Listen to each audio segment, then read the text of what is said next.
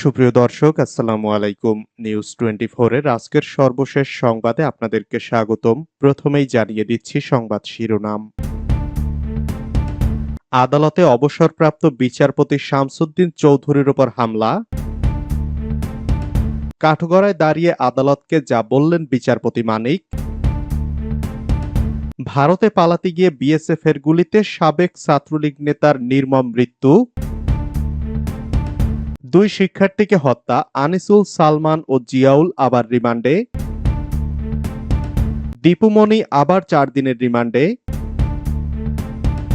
সাবেক chief whip ফিরোজের 7 দিনের remand. ভারতে বৈধভাবে থাকার সময় ফুরিয়ে আসছে শেখ হাসিনার। এতক্ষণ শুনছিলেন সংবাদ শিরোনাম। পুরো খবর পেতে ভিডিওটি শেষ পর্যন্ত দেখুন। সর্বশেষ সংবাদ পেতে চ্যানেলটি সাবস্ক্রাইব করুন। এবার বিস্তারিত। আদালতে অবসরপ্রাপ্ত বিচারপতি শামসুদ্দিন চৌধুরীর উপর হামলা। সীমান্তে আটক হওয়ার পর সিলেটের আদালতে তোলার সময় সুপ্রিম কোর্টের অবসরপ্রাপ্ত বিচারপতি এইচ.এম. শামসুদ্দিন চৌধুরী মানিকের উপর হামলা হয়েছে। শনিবার বিকেল 4টার দিকে তাকে সিলেটের চিফ জুডিশিয়াল ম্যাজিস্ট্রেট আলমগীর হোসেনের আদালতে নেওয়া হয়। আদালতের প্রবেশ পথে এ হামলার ঘটনা ঘটে। আদালতে প্রবেশের সময় বিএনপিপন্থী আইনজীবী ও আদালত প্রাঙ্গণে থাকা দলবদ্ধ কিছু ব্যক্তি শামসুদ্দিন চৌধুরীকে বেধড়ক কিল ঘুষি মারেন। শারীরিকভাবে তাকে লাঞ্ছিতও করা হয়। অনেকে ডিম ছোড়ার পাশাপাশি জুতাও নিক্ষেপ করেন। কেউ কেউ শামসুদ্দিন চৌধুরীর নাম উল্লেখ করে ভুয়া ভুয়া সহ বিভিন্ন কটূক্তিমূলক স্লোগান দেন। জনরোষ থেকে বাঁচিয়ে দায়িত্বরত পুলিশ সদস্যরা কোনো রকমে শামসুদ্দিন চৌধুরীকে আদালত ভবনে ঢোকান। তাকে 54 ধারায় গ্রেপ্তার দেখানো হয়েছে। ফৌজদারি কার্যবিধির 54 ধারায় বলা হয়েছে, যে কোনো পুলিশ কর্মকর্তা ম্যাজিস্ট্রেটের আদেশ বা পরোয়ানা ছাড়াই যে কোনো ব্যক্তিকে গ্রেপ্তার করতে পারেন। কাঠগড়ায় দাঁড়িয়ে আদালতকে যা বললেন বিচারপতি মানিক। সুপ্রিম কোর্টের আপিল বিভাগের সাবেক বিচারপতি এইচ.এম. শামসুদ্দিন চৌধুরী মানিককে আদালতের মাধ্যমে কারাগারে পাঠানো হয়েছে। আদালতে আসামি পক্ষের কোনো আইনজীবী উপস্থিত ছিলেন না। আসামির সাবেক বিচারপতি হওয়ায় আদালত জেল কোড অনুসারে সুযোগ সুবিধা দেওয়ার নির্দেশ দিয়েছেন। এছাড়াও আসামি আদালতকে জানিয়েছেন তিনি শারীরিকভাবে অসুস্থ। আদালত এই বিষয়টি আমলে নিয়ে জেল কোড অনুযায়ী তাকে চিকিৎসা দেওয়ারও নির্দেশ দিয়েছেন। বিষয়টি নিশ্চিত করেছেন সিলেট জেলা পুলিশের কোর্ট ইন্সপেক্টর জামশেদ আলম। ভারতে পালাতে গিয়ে বিএসএফ এর গুলিতে সাবেক ছাত্রলীগ নেতা পান্না নিহত। ভারতে পালাতে গিয়ে বিএসএফ এর গুলিতে বাংলাদেশ ছাত্রলীগের সাবেক সাধারণ সম্পাদক ও পিরোজপুর জেলা আওয়ামী লীগের সদস্য ইসাহাক আলী খান পান্না নিহত হওয়ার অভিযোগ উঠেছে। ভারতে প্রবেশের পর শুক্রবার মধ্যরাতে মেঘালয়ের শিলং পাহাড়ে ওঠার সময় তার মৃত্যু হয়। সামাজিক যোগাযোগ মাধ্যমে ছড়িয়ে পড়া একটি ছবিতে তার লাশের এক পাশে রক্তের স্তূপ দেখা যায়। এছাড়া তার পায়ে রক্তের দাগ লেগে আছে, তবে শরীরের দৃশ্যমান অংশে বুক, মুখ ও হাত পায়ে গুলি বা আঘাতের চিহ্ন দেখা যায়নি। প্রত্যক্ষদর্শীদের তথ্য মতে ইসহাক আলী খান পান্না বিএসএফ এর গুলিতে মারা গেছেন। পরিবারের সদস্যরা জানিয়েছেন, পালিয়ে ভারতে প্রবেশের সময় তার মৃত্যু হয়েছে নাকি অন্য কোনোভাবে তিনি মারা গেছেন সে বিষয়ে খোঁজ খবর নেওয়া হচ্ছে।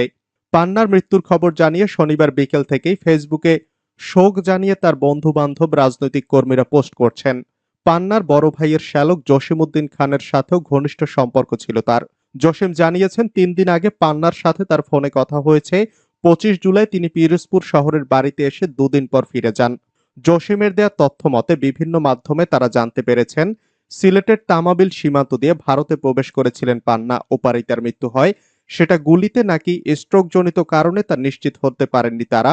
সীমান্তের ভারত প্রান্তের একটি থানায় তার লাশ রয়েছে বলে জেনেছেন। একই তথ্য জানান পান্নার ভাগ্নে ও কাউখালীর চিরাপাড়া সাতুরিয়া ইউনিয়ন পরিষদের চেয়ারম্যান লায়েকুজ্জামান মিন্টু।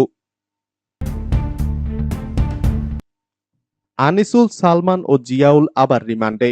রাজধানীর 2 কলেজ ছাত্র নিহতের ঘটনায় করা পৃথক মামলায় সাবেক আইনমন্ত্রী আনিসুল হক, সাবেক প্রধানমন্ত্রী শেখ হাসিনার উপদেষ্টা সালমান রহমান ও ন্যাশনাল টেলিকমিউনিকেশন মনিটরিং সেন্টারের সাবেক মহাপরিচালক মেজর জেনারেল জিয়াউল হাসানকে আবার 5 দিন করে 10 দিনের রিমান্ডে নিয়ে জিজ্ঞাসাবাদ করার অনুমতি দিয়েছেন আদালত।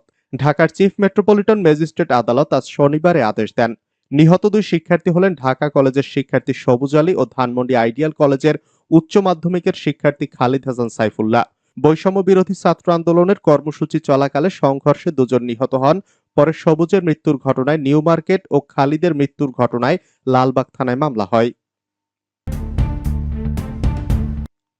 দীপুমণি আবার 4 দিনের রিমান্ডে। এবার বাড্ডা থানায় দায়ের করা সুমন শিকদার হত্যা মামলায় সাবেক সমাজ কল্যাণ মন্ত্রী দীপুমণিকে 4 দিনের রিমান্ডে নিয়ে জিজ্ঞাসাবাদ করার অনুমতি দিয়েছেন আদালত।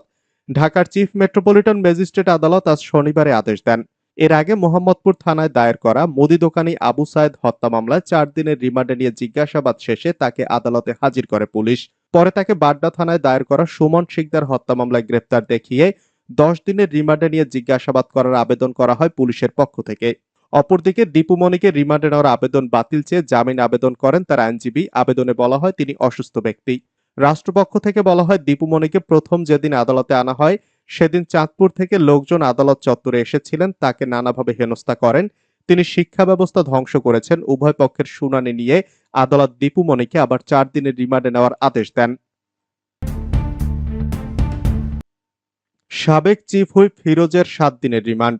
হত্যা মামলায় গ্রেপ্তার জাতীয় সংসদের সাবেক চিফ হুইপ আসম ফিরোজকে 7 দিনের রিমান্ড মঞ্জুর করেছেন আদালত। ঢাকার চিফ মেট্রোপলিটন ম্যাজিস্ট্রেট আদালত আজ শনিবার বিকেলে আদেশ দেন। এর আগে রাজধানীর ভাটারা থানায় দায়ের করা সোহাগ মিয়া হত্যা মামলায় গ্রেপ্তার দেখিয়ে আসম ফিরোজকে আদালতে হাজির করা হয়। তাকে জিজ্ঞাসাবাদ করার জন্য 10 দিনের রিমান্ডে নেওয়ার আবেদন করে পুলিশ। অপরদিকে আসামিপক্ষ রিমান্ডে নেওয়ার আবেদন বাতিল চেয়ে জামিনের আবেদন করে। উভয় পক্ষের শুনানি নিয়ে আদালত আসম ফিরোজকে 7 দিনের রিমান্ড মঞ্জুর করেন। ভারতে বৈধভাবে থাকার সময় ফুরিয়ে আসছে শেখ হাসিনার। ছাত্র জনতার অভ্যুত্থানের মুখে ক্ষমতাচ্যুত হয়ে প্রায় 3 সপ্তাহ ভারতে অবস্থান করছেন সাবেক প্রধানমন্ত্রী শেখ হাসিনা। তার পরবর্তী পদক্ষেপ নিয়ে যখন জল্পনা কল্পনা চলছে তখন অন্তর্বর্তীকালীন সরকার শেখ হাসিনার কূটনৈতিক পাসপোর্ট বাতিল করেছে। এর মধ্য দিয়ে তার ভারতে অবস্থানের সময় ফুরিয়ে আসতে শুরু করেছে, খবর হিন্দুস্তান টাইমসের। শেখ হাসিনা তার উপদেষ্টাগণ, মন্ত্রিসভার সাবেক সদস্য ও তাদের সহধর্মিণী সহ সকল সদস্যদের কূটনৈতিক পাসপোর্ট অবিলম্বে বাতিল করা হবে বলে জানিয়েছে স্বরাষ্ট্র মন্ত্রণালয়ের সুরক্ষা সেবা বিভাগ। কমপক্ষে 2টি তদন্তকারী সংস্থার ছাড়পত্রের পরেই সাধারণ পাসপোর্ট জারি করার সম্ভাবনা রয়েছে এসব ব্যক্তিদের। সরকারি সূত্রের বরাত দিয়ে বাংলাদেশের একটি সংবাদ মাধ্যমের প্রতিবেদনে বলা হয়েছে, বর্তমানে বাতিল হওয়া কূটনৈতিক পাসপোর্ট ছাড়া শেখ হাসিনার আর কোনো পাসপোর্ট নেই। হিন্দুস্তান টাইমের প্রতিবেদনে বলা হয়েছে, ভারতীয় ভিসা নীতির আওতায় কূটনৈতিক বা অফিসিয়াল পাসপোর্টধারী বাংলাদেশি নাগরিকরা দেশটিতে ভিসামুক্ত প্রবেশ করতে পারবেন এবং 45 দিন পর্যন্ত অপেক্ষা করতে পারবেন। শনিবার পর্যন্ত শেখ হাসিনা ভারতে কাটিয়েছেন 20 দিন। ঘড়ির কাঁটা বলছে দেশটিতে তার বৈধভাবে অবস্থানের সময় ফুরিয়ে আসছে। সাকিবকে নিয়ে যা বললেন বিসিবি সভাপতি। মিরপুর শেরেবাংলা স্টেডিয়ামের বিসিবি কার্যালয়ে আজ বোর্ড পরিচালকদের সঙ্গে আনুষ্ঠানিক এক বৈঠকে বসেন বিসিবি সভাপতি ফারুক আহমেদ। দুপুরে শুরু হয়ে সন্ধ্যায় শেষ হওয়া এ দীর্ঘ বৈঠকে অনেক কিছু নিয়েই আলোচনা হয়েছে। তবে সবার আগ্রহ ছিল হত্যা মামলায় নাম আসা তারকা ক্রিকেটার সাকিব আল হাসানকে নিয়ে। হত্যা মামলার আসামি সাকিবকে জাতীয় দল থেকে বাদ দিয়ে মামলার তদন্তের স্বার্থে তাকে দেশে ফিরিয়ে আনতে বিসিবি বরাবর আইনি নোটিশও পাঠানো হয়েছে আজ। এ ব্যাপারে সাংবাদিকদের প্রশ্নের উত্তরে বিসিবি সভাপতি বলেছেন, আপনি জানেন একটা মামলা হয়েছে, লিগ্যাল নোটিশটা আমরা পাইনি এখনো, ওটার ব্যাপারে বলতে পারবো না। মামলাটার এফআইআর হয়েছে, এফআইআর এর পরে তদন্ত হবে, তারপর একটা দিকে যাবে মামলাটা। এই মুহূর্তে যেহেতু টেস্ট ম্যাচ চলছে, কালকে টেস্টের 5th ডে, এই মুহূর্তে আমরা কোনো টেন্স নেওয়ার মতো চিন্তা করিনি। মনে করেছি আমরা কালকের ম্যাচ শেষ হলে বসে একটা সিদ্ধান্ত নেব। মামলাগুলো ছাত্র আন্দোলনের ফসলকে প্রশ্নবিদ্ধ করছে, মন্তব্য সারা হোসেনের। আওয়ামী লীগ সরকার পতনের পর তার মন্ত্রী ও সংসদ সদস্যদের বিরুদ্ধে নানা মামলা হচ্ছে। এসব মামলা প্রসঙ্গে আইনজীবী সারা হোসেন বলেছেন, এগুলো টিকবে না এবং প্রথম ধাপ পার হতে পারবে না। ছাত্র আন্দোলনের ফসলকে প্রশ্নবিদ্ধ করছে মামলাগুলো। আজ শনিবার সিভিল রিফর্ম গ্রুপ বাংলাদেশ 2.0 এর উদ্যোগে আয়োজিত এক নাগরিক সংলাপে সারা হোসেন একথা বলেন। Bangladesh legal aid and services ট্রাস্টের অবৈতনিক নির্বাহী পরিচালক সারা হোসেন বলেন, 2 সপ্তাহ ধরে নানা ধরনের মামলা দেখা যাচ্ছে। কোনোটিতে 30, 40 ও 50 জনের বেশি করে আসামি।